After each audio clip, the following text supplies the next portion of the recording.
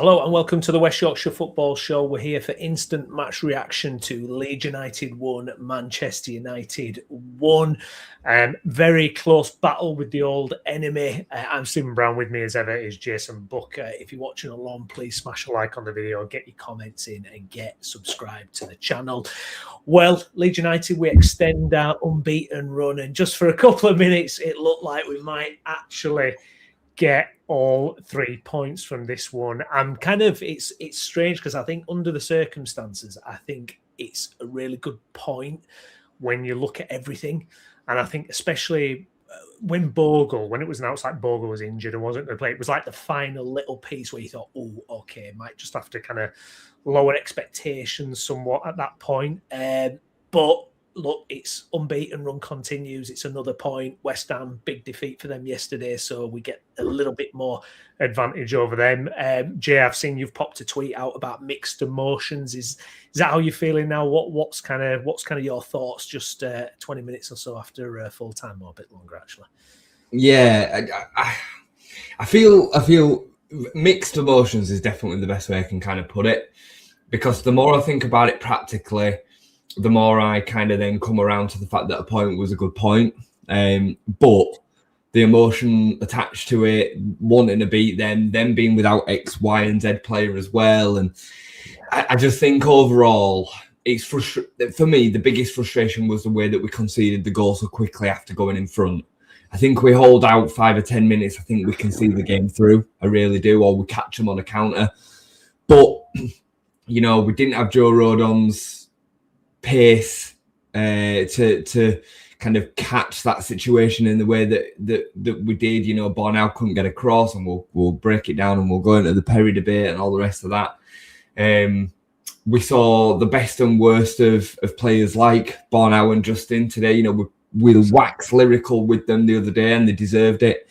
But when you're setting up as a rear guard, all they needed to do was defend, and they're defending from 15, 20 yards further back. They had a far more comfortable night in the way that they would have been best served to get the best out of them away at Anfield. Today, we had to rely on James Justin on an attacking sense, and you saw the limitations. You saw how much we missed Jayden Bogle.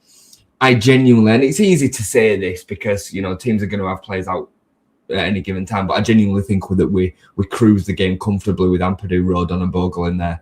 I think that important. I think Ampadu especially. I mean, I thought Gruev had a great game defensively. I really did. I thought he mopped up some areas really, really well, and you know, he got about the pitch in the best way that he can. But 5 or 10 minutes in, I said to you, we're missing Ampadu desperately here already. You can just see it. The pace is a capability to be able to move the ball quickly, his leadership, all of the things that we know is so great. And I mean, I don't know if you saw the after match comments from Farker with TNT.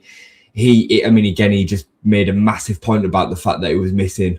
He called him the most important player in the team, you know, and he is. He's the leader within the group. So, yeah, to kind of summarize and kind of conclude, very, very mixed emotions. Feel frustrated by not being able to pick up 3 points, but we have to see this again as a positive.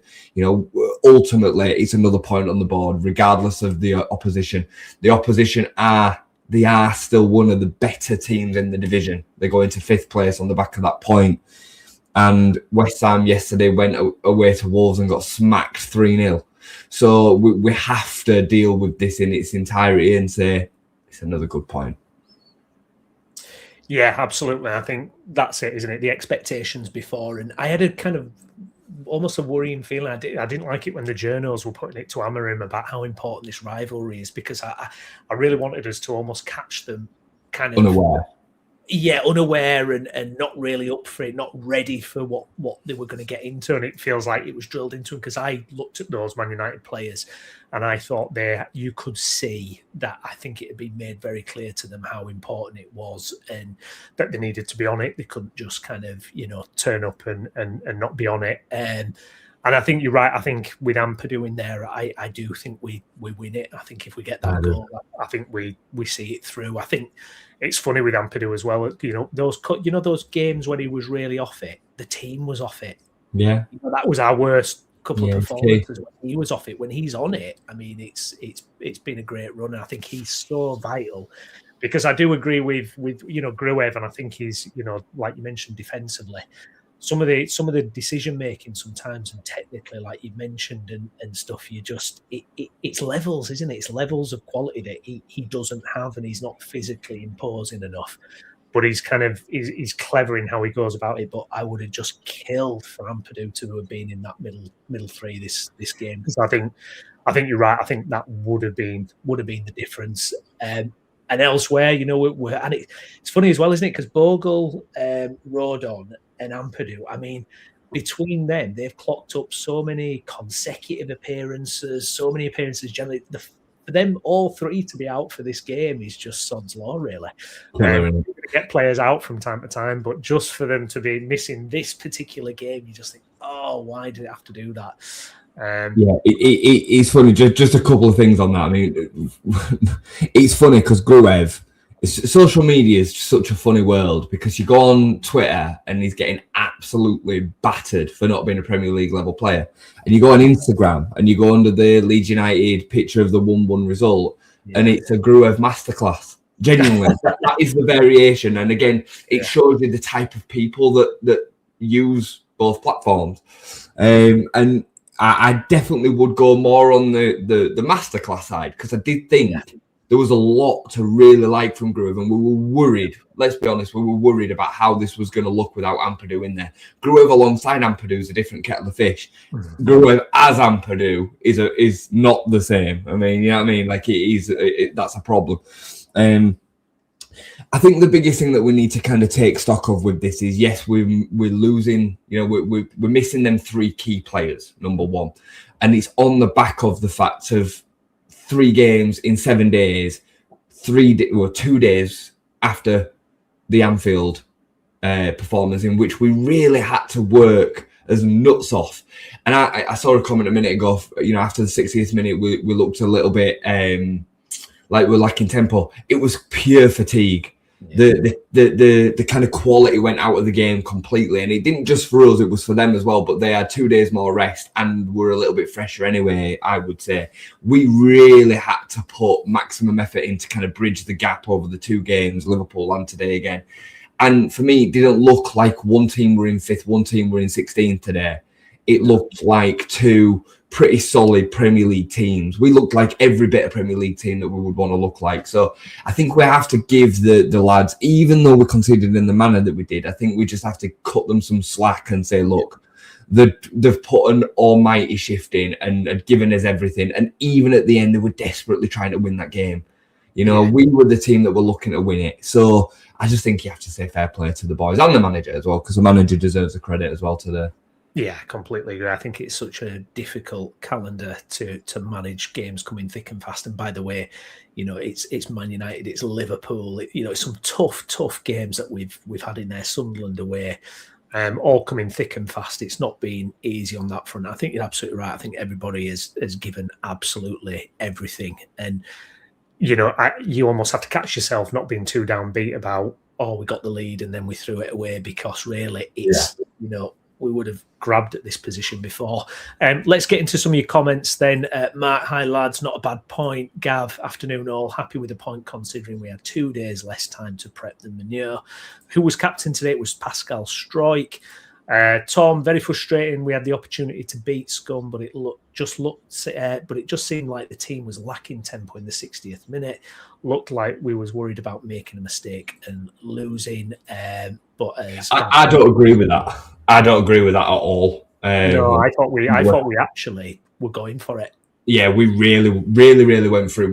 That was the comment I was kind of referring to. I just kind of scanned over it and I saw the lacking tempo. It was just pure fatigue. They were just knackered come 65, 70th minute. But I completely disagree with the fact that we were like worried about making a mistake. I was worried that we were going to get caught on the counter because of how much we were going for the game. There were a point when Pirot came on for who did Pirot come on for in the end? Was it Brendan? Yeah, it was Brendan, wasn't it? Yeah. We basically had Tanaka in front of the back line, then Stack, Pirot, and the front three all in front. I mean, we were really, really attacking at one point. We basically just had Tanaka screening and everybody else were like, go try to score a goal. Like, so no, I disagree with that. And I think Daniel Farke deserves a lot of credit because he is very, very pragmatic and he would be very, very against, he would be doing that going against his better nature, I think. But he saw an opportunity to win. He saw an opportunity to get the atmosphere and the team right behind. Like, he knew what the game meant as well, and the players knew what the game meant. I mean, at the end, they were gutted not to win the game. So I just think I think they deserve a lot of credit.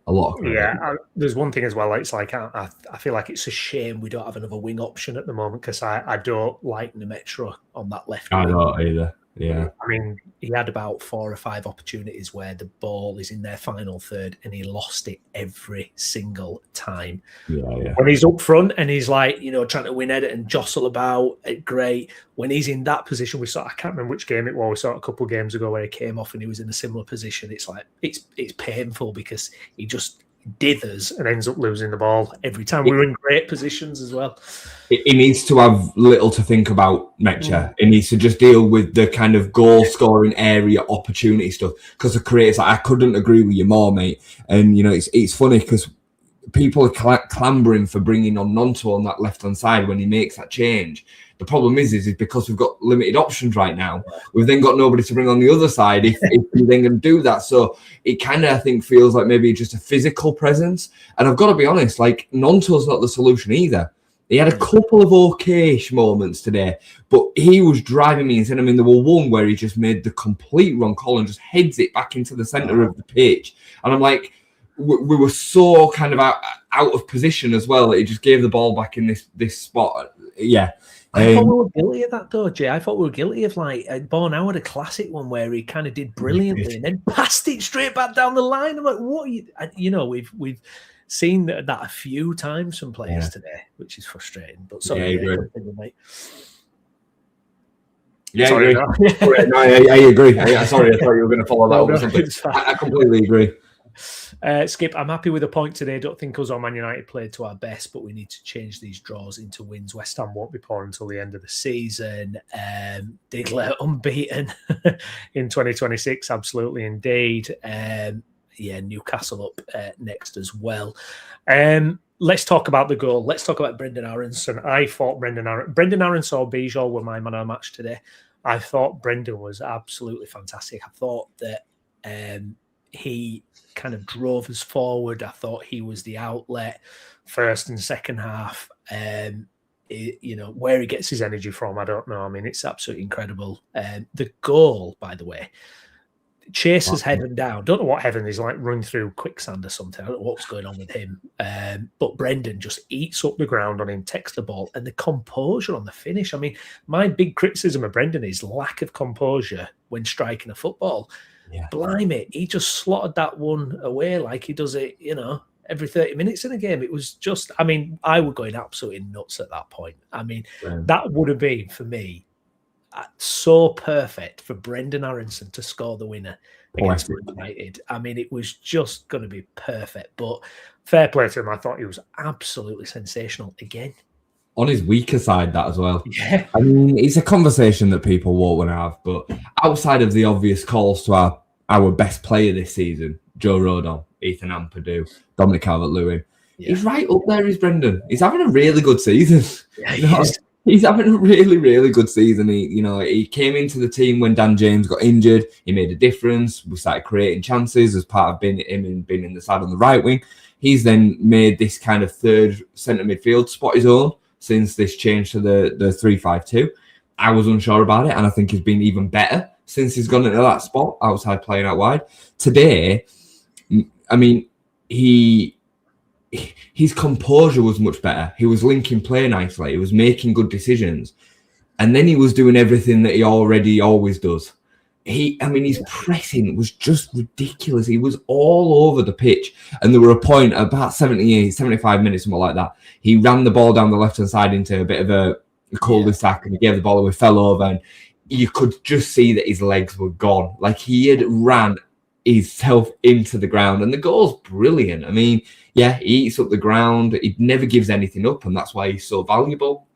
And he's smart, he's intelligent with how he positions his body, brings himself across heaven, and then he slots the ball in with his weaker foot. I mean, yeah, you're right. It's like a cultured striker finish. Cross the keeper, left the keeper stood. Like the keeper stood no chance. I'm proud of him, and I'm really, really happy for him. I think, like I said, I think he's got so much criticism this season unfairly. I think he's been actually one of his better performers. I'd say he's been more consistent than Anton Stack over the season. I'd say he's been more consistent than Tanaka and Longstaff over the whole season. And these are some players that get a lot of credit and get a lot of praise and get a lot of, people requesting for them to be starting in the team regardless. So, yeah, a fair play to him. And it's very poetic that he ends up being the man that scores us the goal on such a big day. And if he'd have gone on to being the winner, he'd have been down in Leeds United folklore. So, yeah, fair play to him. And Biol, I mean, you mentioned Biol. I thought Biol was an absolute mountain. Absolute mountain. He was brilliant. The only criticism I have of him as part of that goal, the whole defensive line ended up being part of that, in my opinion. Biol got sucked into the middle of the pack, and it was part of the style and the tactic today. We were being very aggressive. All three of them, they were ploughing into the whoever had the ball, whether it was Cunha or they were just running into the midfield with them. That left a massive space, which then caught Pascal out too high, which then caught Bon out too deep, and Bon now didn't have the pace to recover and get across. And then we can talk about Perry separately, because I see it very differently. But yeah, Biol and Brendan were excellent today. Brilliant. Yeah, absolutely. Yeah, Biol just continues to impress me so much. Well, let's deal with it then. Their goal, I mean, it's such a kick in the teeth. Just a couple of minutes, I think it was nearly 3 minutes after, we seem to be all at sea for that bit of play straight after. Obviously, it's a kick up their arse, so they're trying to, quicken their play. They're trying to, press us a little bit more, play with a bit more intent. And then the ball comes down. Watching it, obviously, straight away, as Gavin here says, and I agree completely, Perry was poor for the goal. My take on it is, I know we've got difference of opinion on this. I thought it's classic Perry, what he does in these situations. He neither stays back or properly goes for the ball. And he basically just gives Cunha the option of how he's going to do it. For a player so talented as Cunha, he just... I know I was furious at the time watching it, because I could see what he was doing, and it was obvious that he completely dithered. Yeah, no man's land is exactly what I call it. Some of his positional stuff against Liverpool was really poor, and I think that's his weakest attribute, is him knowing where to be, when to go, when to stay, when to push, when to be aggressive. There was a ball through later in the game. I'm like, where's Perry? Where's Perry? Where's Perry? Because the camera was there. Couldn't see Perry, and it shouldn't have been in doubt. And I'm like, where's Perry? Where's Perry? Eventually, he was there. You're like, thank God, what have you been doing? For me, it's his absolutely weakest attribute. I don't really buy into the other stuff that he gets hammered with, although I do think some of his kicking today, I know, you always try to target the man, but I do think he just kicked it to Man United a little bit too easily at times today as well. But for me, and I agree, it's not entirely his fault, because I think there's problems in the defensive line, which you've explained well there as well. But I just thought he's got to do so much better. Man United all day, I thought they were looking for that, ball going in round the back of someone, and it was always potentially going to, they were going to get a chance from that. And we handled it pretty well all match, but for me, he's got to do a hell of a lot better with that. Yeah, I mean, so for me, there's a couple of things. When the goal goes in, they instantly make a change and they bring Josh Zirkzee on, and he makes such a difference. And it never felt like we really got a handle of him quickly enough, and that's what led to the goal. He was an extra player in there that was causing us a load of problems, and the defenders didn't know whether to go with him or stay, and it created these openings, and eventually they got a hang of it. But in the moment of all that madness, that's what created the space. Now, for me, I see it a little bit differently, because first off, the pass is very, very good. The pass is weighted extremely well in between the defensive line and the goalkeeper. So the goalkeeper's got to make a decision, of which the standard practice for a goalkeeper is to close the space. right? So the closer you are to the ball, the more difficult it then becomes for the striker to finish. Cunha doesn't hit the strike particularly well. He kind of scuffs it off the edge and he puts it into that area where where Perry then can't make the save.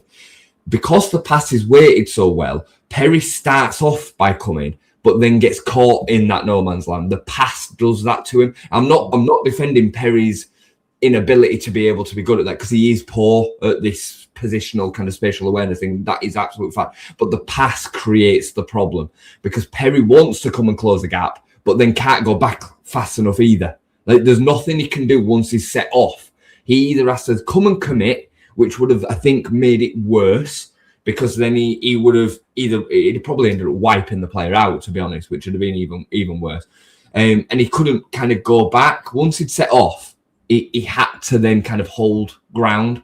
So I just think, I think he deserves some of the responsibility, but I don't think he deserves as much of the criticism as what he's getting for that particular moment. There's no doubt that he's got some deficiencies, he's got some issues, but, you know, we're very quick to forget all of the things that we've said before. Because Illan Meslier was excellent at coming out of an attacker like that, but couldn't do any of the other stuff and wouldn't save chances half the time. Yeah. Perry is a good shot stopper. Yeah, he is. You know, he makes a great stop in the first half from Yoro. That should have been 1-0 to Man United. He keeps us in the game, or keeps us level at the time. You know, I spent years on here defending Illan Meslier because he was good with his feet, and he offered us other things other than stopping them shots. Now we're having people saying, "Oh, he should be better with his feet," and like, you're not going to get it all. You're just not going to get it all. We have to give him a little bit more time, but he does need to improve with this kind of awareness thing. But I think if Rodon's in the team, I think Rodon stops the shot. Yeah, I think Bornau close to getting across and getting there. I think Rodon stops it. So, you know, it's one of them. I think it's that thing of, you know, where people end up building agendas up, don't they? Because you're kind of picking apart little things, you're forgetting. I mean, he made a fantastic save earlier in the game, point blank range, and, you know, brilliant reaction. And he is a very, very good shot stopper. Matt agrees with you. I agree with Jason about our goalie. It's just one of those, like you say, and Farke said himself, look, you know, these players have come with deficiencies. We're not going to sign perfect players. I think he's 27 or 28, so, you know, not necessarily even at his absolute peak as a goalkeeper. He's young for a keeper. He's young for a keeper. And, you know, you can imagine, you know, a couple of years down the line in the Premier League with more experience, development, who knows? I mean, sorry, I just had this flash of thought about the Forest. Yeah, Forest. The Forest goalkeeper from yesterday. I mean, have you seen that goal yet? Oh no, I haven't. Against John McGinn. I mean, mate, like the ball is played about 10-15 yards into the Forest half, and John McGinn takes a touch, and all of a sudden the keeper appears. Right, I'm not kidding. It's like the goal's out of shot. Like, I don't know what the keeper's doing, and all of a sudden the keeper just appears in a shot, and John McGinn takes it round him and scores from about 50 yards. Like, he just curls it into an empty net. And I mean, the goalkeeper position, I said this the other day, is the most difficult position on the pitch. Yeah. It is. It's extremely difficult, especially when you're talking for one of the teams that are in and around the bottom that are dealing with more opportunities against their goal. You know, so like, he's not that calamitous, and people, I think you're right. I think agendas form real quick. Perry had a couple of wishy-washy moments in the early games, and people are just jumping all over him. Yeah, it's like they can't let go what's happened over the last few years with Illan Meslier. Like, it's like they're just so hypersensitive to a keeper and making blunders. You know what I mean? He isn't that bad. Like, he's not great, but he ain't that bad. Yeah. Bigler just saw their goal, and I would say that Perry was caught napping. Nice reaction save during the first half, pushing it over the bar. Let's talk about some other performances across the pitch. Okafor is someone who kind of we debate a lot in the group, and we were talking a lot about. And I'm going to defend Okafor today. He's frustrating. There's no doubt he's a frustrating player to watch. And I'm going to copy and paste exactly what I said in the last stream, where he'll pick up the ball and you kind of get the impression he's either going to beat his man or he's basically going to put it out of play himself. There was one in the second half where he broke into acres of space and then put the meekest left-footed ball in you've ever seen. And I didn't get the decision. I'm like, what are you doing? But I want to caveat that with, I think he's one of our few players, him and Brendan, basically, who can get the ball, get us up the pitch, beat a man and do something exciting and create something. We don't really have a lot of that. And I think he's one of the few, and I think it's difficult. And I think there's a real kind of situation where you're looking at him versus Metcher. And obviously the ideal Metcher performance is exactly what he did in the Chelsea game, but he can't do anything else, as we've already talked about. Whereas with Okafor, when you see him on that left wing, you're excited. You're thinking something could happen here. Sometimes it does, sometimes it doesn't. And I just think, for me at the minute, I would probably keep him in for that element of surprise. And I want more consistency. I want more end product. I want, those things, because I think he's probably our most talented player. But I don't know. I think I'm going to defend him a little bit and say, look, I think we need to have someone like that who's at least capable of doing those things, especially in a team that doesn't have a lot of that kind of quality. Yeah, no, I agree with you. I think it's funny because you're almost not coherent with what you're saying. Yeah. He makes no sense. Like when you're watching him, the experience of watching him makes no sense, does it? No. I mean, he has got this ability to be able to glide past players. Like there was one moment in first half, and he was striding away from Lenny Yoro, like he were like prime. I don't know who's the fastest player that you said, like prime Dan James in the Premier League, like rapid, like extremely fast. Like he just strided away from him like he was nothing, and then cut inside, and it's his decision making for me. It's so inconsistent. Sometimes he gets it so right, sometimes he gets it so wrong. Like he's just a bizarre footballer to watch at times. I'd like to see him contribute a little bit more of a clinical edge, assists and goals. Because he's got it in his locker to be able to do that. Like you don't always look at players and give them that kind of. You don't critique them to that degree too often. Like you That's have what I mean. to. I feel like I'm a bit harsh on him, but then at the same time, like going, you have so much more in the locker. Yeah, like where are the assists? Nowhere. Where are the goals? And they are because he's got it in the locker, and without it, he then gives up the ball too often not to contribute it. I don't know if that makes any sense. I'm not being coherent now. Like he is hard work to watch, he is, but I do really enjoy him as a player as well. And he, without a doubt, for me, he's the most talented player that we've got. It's just getting him to do it as often as what he can. Who are you picking then out of him and Metcher kind of going forward with what you get when the Metcher in that too with DCL or what Okafor does? I mean, I really, really liked the partnership that we saw. The Chelsea game, I think, was the last time we saw that partnership. Was it? Yeah, because Okafor came on. I think it was basically one half of the Man City game and the Chelsea game, wasn't it, really? Yeah. We saw it. So it's hard to say. I mean, we liked what we saw, and the two physical presences of them two together. And I think Metcher does some things within that area of the pitch that Okafor won't, but then the same can be said vice versa. And Okafor would say probably gives us a bit more versatility. Sometimes we've seen over the last two games that we'll go to 5-4-1. Yeah. We saw it again today. Brendan playing in that kind of right midfield spot and Okafor playing in the left midfield spot. So it's really, I'd probably edge with Okafor. Yeah. Probably. Especially at home. I think it makes a lot of sense. Because you're wanting to create the chances, and he can create moments. So, but yeah, I agree with you today. I don't think he was awful, but he had moments where it was like frustration. Yeah, it's bizarre. Elsewhere, then, I mean, James Justin, second game on the trot that he started, but he was playing in that wing back role, trying to do the Bogle job. I thought defensively, obviously sound. But I thought in the attacking quarter, he won a couple of corners, did well, and he's composed play. He's not someone who panics when he's got the ball, which is good. But The crossing was poor from Justin. He had a couple of really good situations, and the ball was pretty poor. And I just couldn't help but think, oh, if Bogle was in that situation, would he have drove into the box, made something happen like he does? I thought he worked really hard. And defensively overall, he was pretty solid. But him and Bornau, because they were a bit further up the pitch, you saw that they would be where we would be got at, if that makes sense. Like, it did look a bit susceptible, especially in the second half. Justin wasn't capable always of getting up and down the same as Bogle was.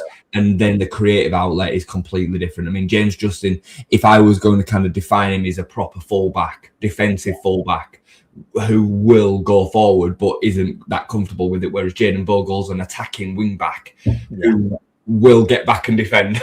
Like, they're the opposite kind of fullbacks. So yeah, he was missed. Joe Rodon was missed. You know, Rodon's made this kind of like right centre wing back position. I don't even know what you want to call it, but he's made it a bit of a thing of his own. And Bornau was never going to be able to do that. He's not as good on the ball as Joe Rodon is. So that side did look a little bit missing, a little bit, you know, lacking, for want of a better word.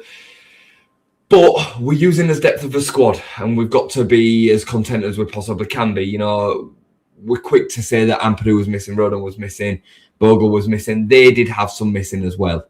You know, they were missing Bruno Fernandes, who arguably is the best player out of the two teams. I don't really like him, but a lot of people would tell me that.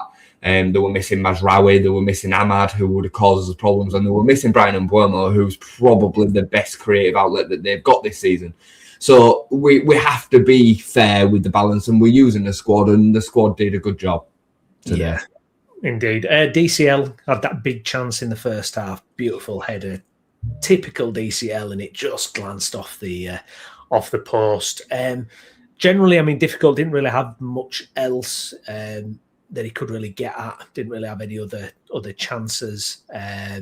You know, and the thing with DCL sometimes he's not kind of, you know, he's not a striding with the ball type of player, is he? It's very kind of instinctive and holding it up and knocking it on.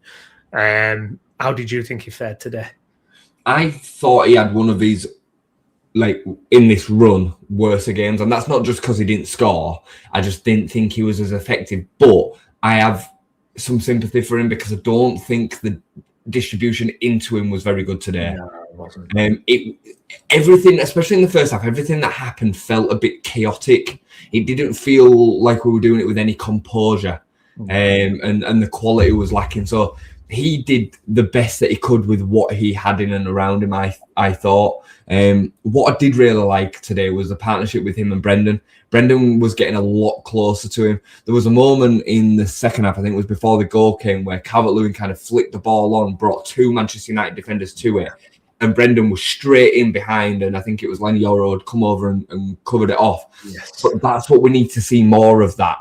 We need to see more of Brendan and then whoever the other striker is getting in and around Calvert-Lewin to make the most of them. But yeah, it was a difficult game for Calvert-Lewin today because we didn't play to his strengths as much. Manchester United did a good job as well of keeping the ball away from being able to be delivered in. There were only a couple of crosses for Gudmundsson. They were rare from the other side. I mean, Justin delivered one that went out for a corner, and then that led to the big header. I can't remember who crossed that in because it came back off the left foot, I think. Yeah. Was it Pascal? I think it was Pascal, weirdly. But anyway, there wasn't much from the flanks, but they'd clearly identified that as an area of concern for us. So, they deserve some credit as well today, because I actually thought they played all right. And they stood up to the kind of the battle way better than, say, Chelsea did. The Chelsea game was very similar in terms of the intensity and the way that we set up and everything, the way that we went at them. Man United stood up really, really well to it. I thought Casemiro played really well at kind of boxing off play. Ugarte played really well as well. I thought Shaw causes some problems. Šeško, I didn't think he had a great first half and he looked a bit unconfident, but when he started linking the play in the second half, I thought he was really smart. So, we do have to hold some perspective to it all, don't we? Yeah, absolutely. No, I think that's true. One of the subs, someone we thought was forgotten. Rumours abound about him this January. Joe Peru came on, and it was nice to see because I thought he had a real positive impact. That strike that he has, and first touch, first touch, But I thought he was good. I thought he had a nice impact for us, and a clever sub actually by Farker. Yeah, I thought it was really good. I mean, he came on, played centre midfield, which was weird, but then he ended up playing on the pitch. Where am I playing, boss? Pitch. That's what it was for Joe Perreault. It was weird. I mean, the tactics went out the window for the last 10 minutes.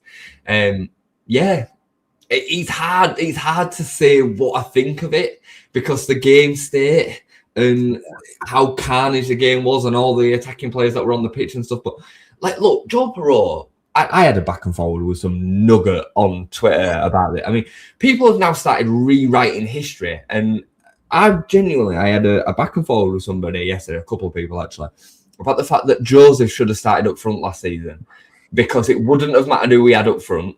Nonsense, absolute nonsense.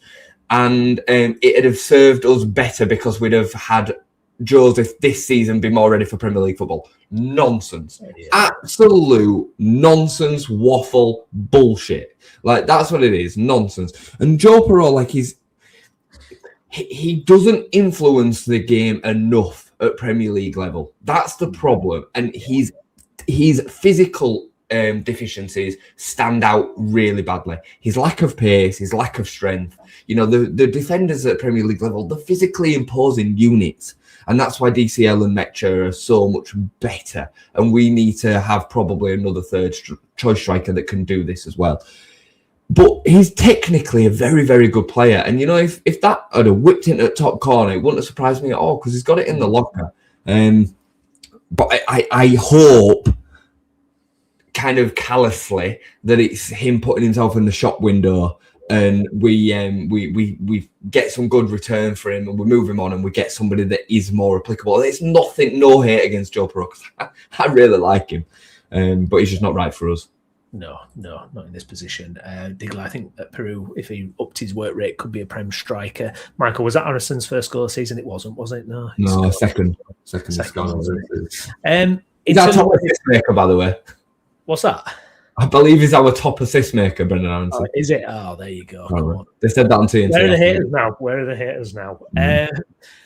In terms of where this leaves us, NJ, West Ham result yesterday, I mean, Christ almighty, losing 3-0 to bottom of the league Wolves, stunning stuff. And that gives us an 8-point lead over West Ham there. Being really picky, being really greedy. Do we need to try and, pinch a couple more wins in this run yet? Unbeaten, but, I look at Brentford away, Sunderland away, really should have. I mean, you look at Brentford. I mean, they seem to be able to turn these kind of narrow games into victories, and they're currently winning now. They're up to 7th at the moment. Being really picky, should we have probably picked up a couple of extra points during this run?